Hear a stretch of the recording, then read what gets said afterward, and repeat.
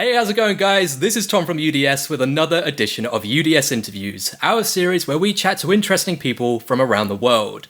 Now, my guest this week is an experimental rock trio that mix a plethora of genres to create a truly unique sound that can definitely go from haunting grace to irreverent humour.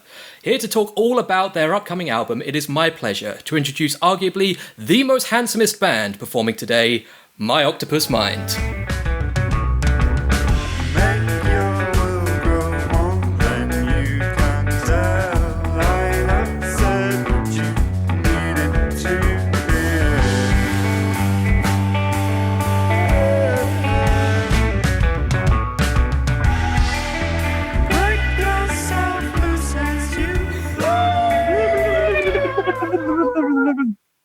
I feel like I should join in on all that, but that is the kind of energy that I like to see at this point on a Monday afternoon. But how the devil are you guys doing in these strange times that we live in?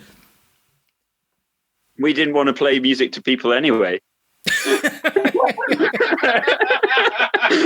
We just want to hang out in small rooms together. I mean, you can do a hell of a lot of, well, actually not together, but you can do a lot of hanging out in small rooms as much as you want for the next month. But yeah, I can imagine being in a band at the moment is it's a stressful time at the best of times. But oh boy, this week must be a tricky one. No, we're feeding back. Oh. Oliver's having technical issues. Remember the muting, Oliver. The muting. Very good. Actually, I think we're kind of fine. I can just hear myself talking out of this phone. Turn off bloody audio. It's kind of... This is insane. You'd be silly to actually expect to be able to play a gig when it was booked. We had the album launch booked and that we just got the email, like, we'll get that moved to sometime in 2021. And that'll be fun when it happens. And that just is what it is, isn't it? So. It's something to look forward to at the very least, whenever it may be. But in the meantime, obviously we're all friends here, and one of the ways that I like to get to know my friends a little bit better is asking the hard-hitting questions. And so I have to ask each of you individually, if you're a type of sandwich, what kind of sandwich would you say best represents you? Oh yeah, Izzy first. He's got it brewing. I can see it. Edam and caramelized onion chutney. Huh. I would have picked pastrami for Izzy, but you know. Well, that's how much you know me then, isn't it? That's half a decade for you. The wrong sandwich. Hey, man. We're going to be having arguments after this interview. Let me tell you. Oh. Words will be had. I'm going to go for pomegranate and a medieval blue. Fancy. I've been on a cheese binge lately, so it would just be cheese, and cheese with cheese. Cheesy bread, cheesy filling. No, we've got all the different types of cheese at the moment. We've got soft cheeses, hard cheeses, so you can just use the hard cheeses as the bread, but the soft cheeses in the middle. There's so much that can be done with cheese. Why do you have so much cheese, Liam? The cheese gods. We interacted on a good level with them, and they've hooked us up. I mean, that's a sponsorship you want, is with the cheese gods. Yeah, we're sponsored by the cheese gods. That is quite the mix of sandwiches, but it seems like the running theme throughout all of them is cheese. So that's a good foundation for a friendship right there. We don't normally eat cheese together either. No, we just leave it on our dashboard when we're touring. We stank out the car once. That was beautiful. Wow. A brie on the dashboard for 4 days straight. That'll really do the... You're like, is it guys in a car or is it the brie? It was a wheel of camembert. Oh, it was a wheel of camembert. I haven't heard your single brie on the dashboard. I'm looking forward to that one. Speaking of new music, your latest album, 40 at Source, drops in just a few weeks, releasing November 20th. What can people expect from this release? And don't say it's cheesy. Oh, we wish it was. Oh. We're serious rock musicians. We don't do cheese. Ollie's thinking. He's trying to tap into what can you expect. Hopefully you can expect to listen to it. That's what we'd like. Yeah, that would be ideal. Yeah. And I don't know. Expect expect a bloody great album. A bloody great album. They better It put will that. be naughty and strange and beautiful, and it will also be heavy. Heavy and light. There's some light bits in there. Yeah, but we don't talk about those. Only the heavy bits. Only the heavy bits. Wow, I'm looking forward. All those adjectives make it sound like it's going to be one heck of an album. But speaking of not being able to hear it, and you know, all of the issues that have been going on with the world and everything, it sounds like you were saying that one of the singles might be cursed as well. Specifically, I'm talking about Hindenburg, which I was reading in an interview. Is perhaps a cursed song. Is this true? Is it a cursed song? Yeah, it's coming out in a week. I'm not excited about it. Do you mean the week of lockdown? Yeah, it's coming out next week. Actually, Yeah. really? Yeah. Why? just to test our connection to the almighty cheese lord, I guess. So what's happened that's made this song considered cursed? I had a really rough time of it one day. Where was it? The It was moon? Wales. Yeah, but The moon in Cardiff, I think. the moon in Cardiff. Yeah, I just kind of. It was the song before Hindenburg, and I just kind of managed to. I'm quite an expressive drummer, I guess. And I managed to get myself right in the eye with a drumstick, but I thought my eye had come out. Because my contact lens came out and it blinded me, and I thought there was blood and stuff. And these guys, We just ignored him. We saw just Ollie carried on. rubbing his eye, We just and I didn't thought, stop. "Oh, he's got an We just eyelash." didn't stop. We just didn't stop. We had no consideration for the fact that he'd just taken his eye out. And we were just like, well, why is he not coming in? Come on, Ollie, come in. I hate you guys. I want to go home now. As they say, the show must go on above all else, I guess. But wow, that's quite the cursed song. I'm quite interested to see if I listen to it, if like downfall and abject, just terrible things happen to me while listening to this one song. I'll be sure to let you know if any bad luck just occurs. But I'm intrigued. I'm intrigued to listen to a legitimate, bona fide cursed song. To be honest, in these current times, you'll probably end up having good luck, and that will be like the equivalent of bad luck. Yeah, So- yeah. I mean, it's all very, very fluid at the moment. What is luck? What is reality? It's all just a dreamy haze at the moment. But My phone, this is reality. This is it. This little thing. That's All the it. reality you're allowed. All I reality is banned. We had it. We ruined it. Yeah. Squandered it. We squandered. we now ration reality. I like it. It. Just a daily dose. Yeah, you have to pay extra if you want more. Oh, I've Like got time for that. pay-per-view reality. It's like Again, getting a... That's another great single that I haven't heard of you guys. Pay-per-view reality. Anyway, for going back to a time when perhaps we had more of a grasp on our reality, when people could tour and shake hands and hug and everything. Have you got any, other than like maybe losing an eye, have you got any other crazy or funny tour stories that you can share with the world?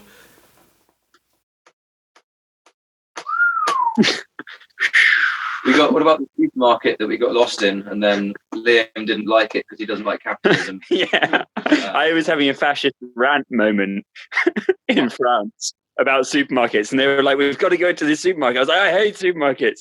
I don't want to be in supermarket. Like, it's got a bloody roller coaster inside. You've got to go to the supermarket.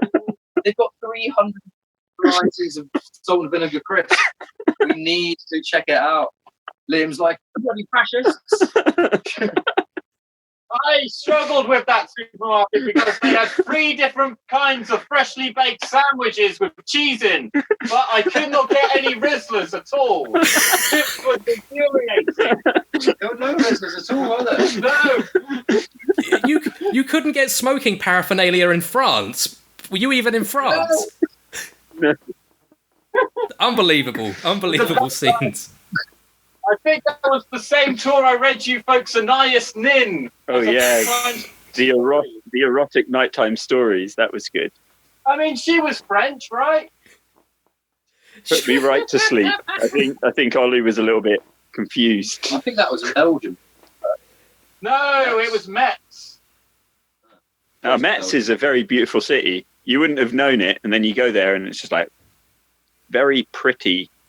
It's not good a place to retire to, I think. I was going to say it's not a place I've considered going to, but no, I'll have to check that out. But again, you saw a massive giraffe in a church there. A big hollow giraffe. Yeah. You climb into.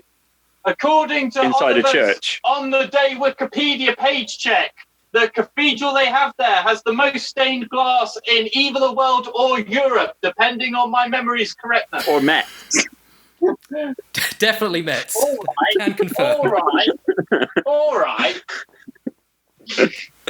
Well, I suppose speaking of beautiful places around the world, if there was one country or stage or anywhere like that you could play above all else, if all money and everything else was on the table, where would you like to play? The Trinity Centre.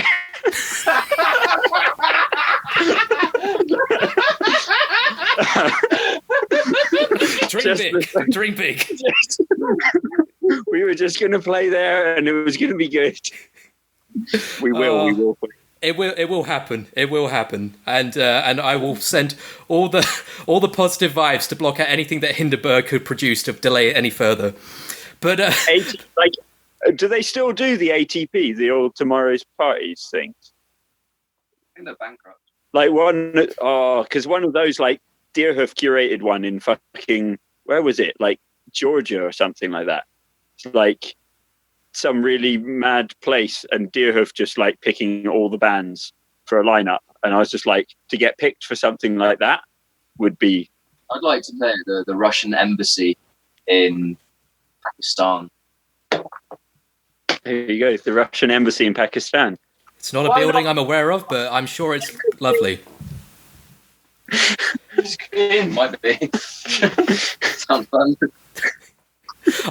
Again, dream big. Yeah. Anyway. Here at UDS, we don't just talk about music. We talk about the breadth of pop culture. We talk about movies, video games, books,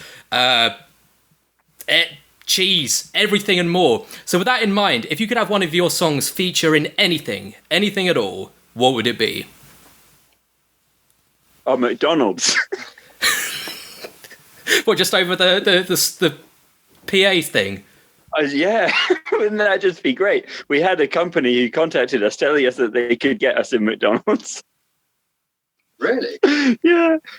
But if we like unsigned from PRS and then gave them like a cut of our PRS, they would get played in McDonald's, which would be really nice. I think that would be a life goal.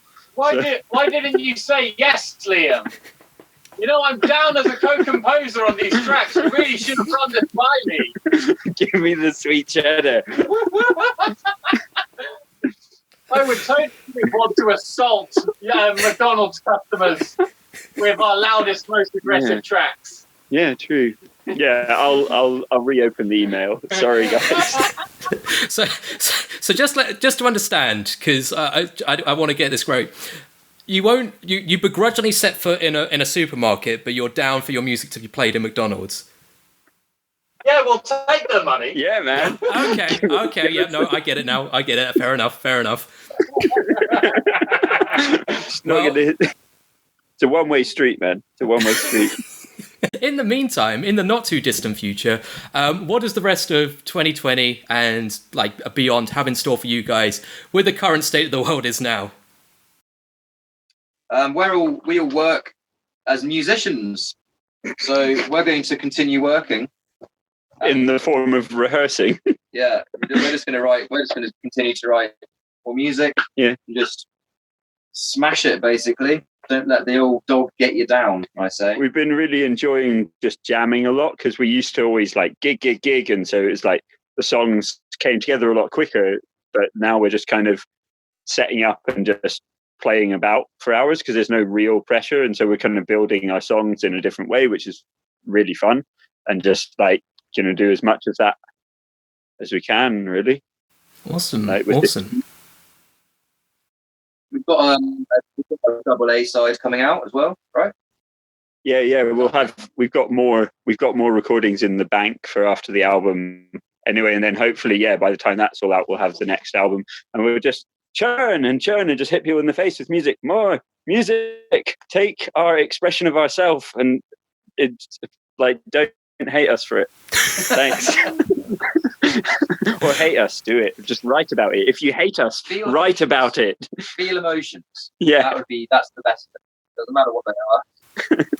Feel emotions and slather your internal diatribes and monologues all over our faces. So with cheese. With cheese. Right on. Good. Right on. Well, the last question I have for you guys is the traditional last question, which is, we are Upside Down Shark, and no idea why we're Upside Down Shark, but I feel like there's a kindredship here because obviously we're both named after aquatic animals. But with that in mind, we're the right way up, though. You are the right way up, which is a big benefit, and it's frankly it's been holding us back. Wait until Right Side Up Shark comes up, then we'll be on to big things. But until then, I have to ask you guys, what are your favourite sharks? And they can be real, they could be fictional, they could be something from a movie or something from real life. But what would you say your favourite sharks are? A narwhal isn't a shark, though, is it?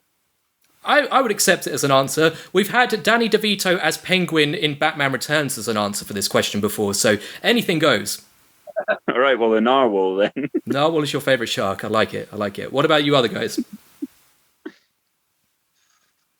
It would have to be the megalodon, but specifically the megalodon from the Asylum film, Mega Shark versus Giant Octopus, which is probably the second best shark and octopus collaboration since this interview.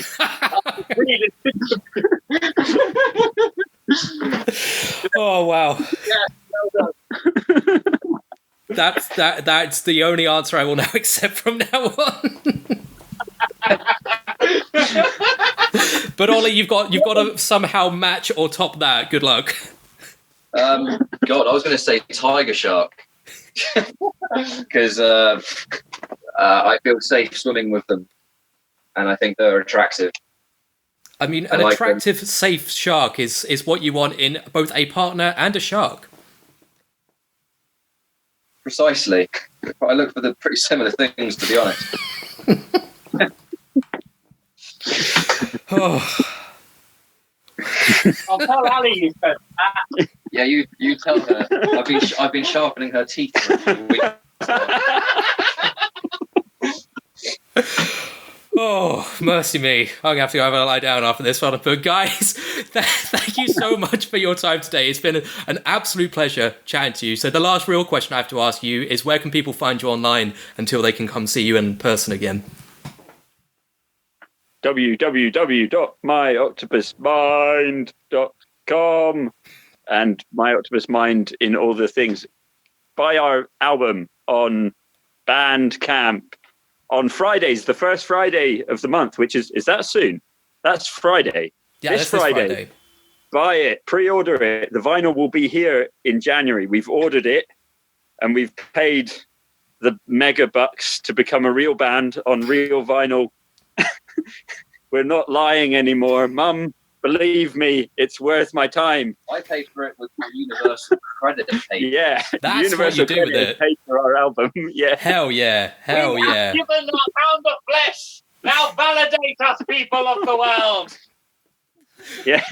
Now that's a good statement to end on. So if you are listening at home, make sure to give your pound of flesh and pre-order 40 at Source out November 20th, wherever you listen to good music. Hit subscribe for more interviews with all sorts of interesting people from around the world, and we shall see you next time.